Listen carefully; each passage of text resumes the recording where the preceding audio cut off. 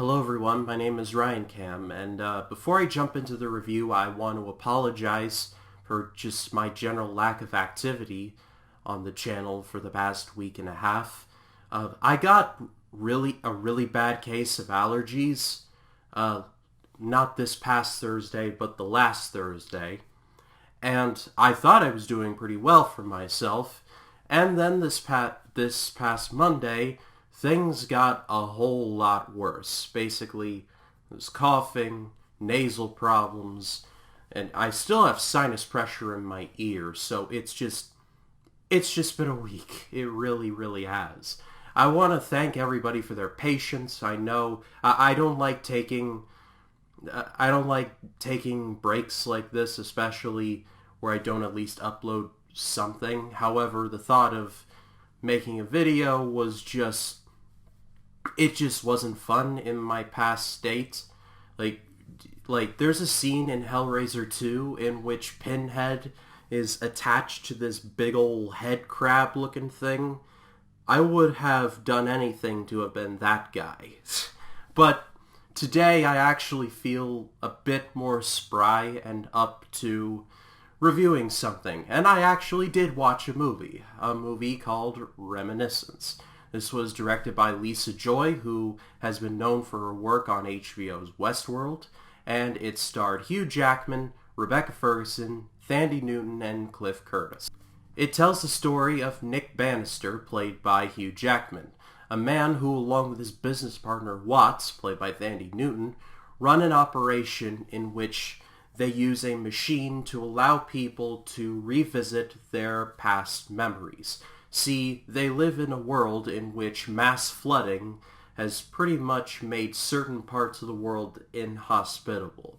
This movie takes place in Miami, and there are some parts that are just completely underwater. And, well, there are some parts occupied by the rich that are called drylands. After a normal night of work, they're about to close up when they are approached by a mysterious woman named May, played by Rebecca Ferguson. Bannister is immediately taken aback by her beauty, and they meet outside of his work, and they create a relationship together until she disappears, and he quickly realizes that she was not who she said she said she was. I was looking forward to this movie, if anything because of Hugh Jackman. I think that he is genuinely a once in a generation talent. That dude can sing, he can act, he can dance.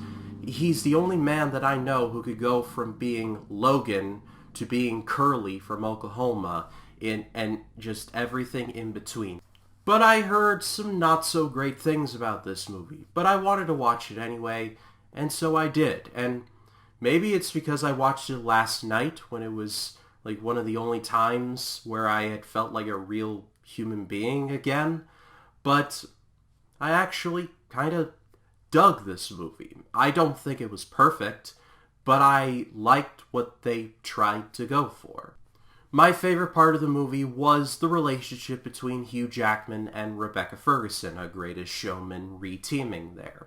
I love the concept of the Reminiscence machine.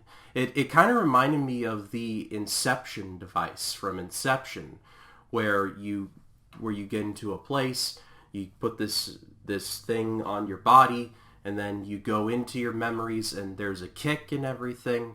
I don't want to say it's a ripoff. It's more of an homage, I guess. If anything, this movie was produced or co-produced by Jonathan Nolan, so can't be a small coincidence.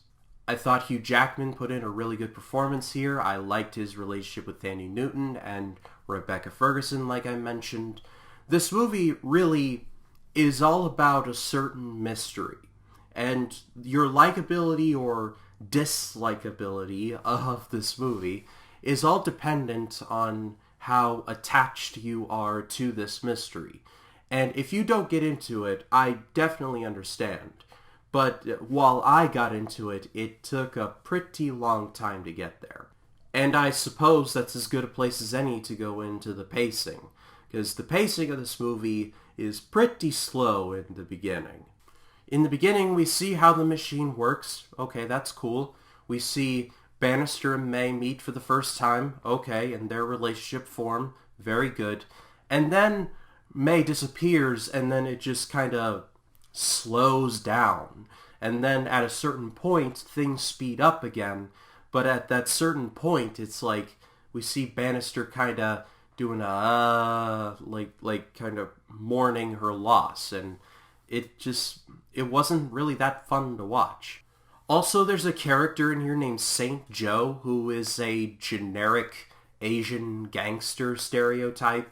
You could have easily edited him out of this movie, and I feel like it would have been no different.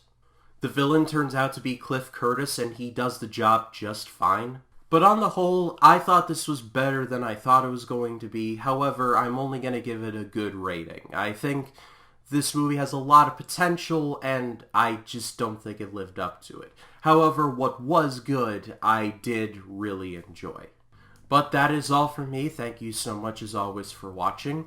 I want to say thank you for your patience. I will be getting back to a more regular upload schedule. It'll be a bit slower than normal, but I'll get back into the swing of things eventually. And if you like this video, please be sure to leave a like, comment your thoughts down below, and if you like this video and you want to see more like it, hit the subscribe button and click the bell to allow notifications. That way when a new video drops, you'll be the first to know about it. My name is Ryan Cam. I'll see you in the next one.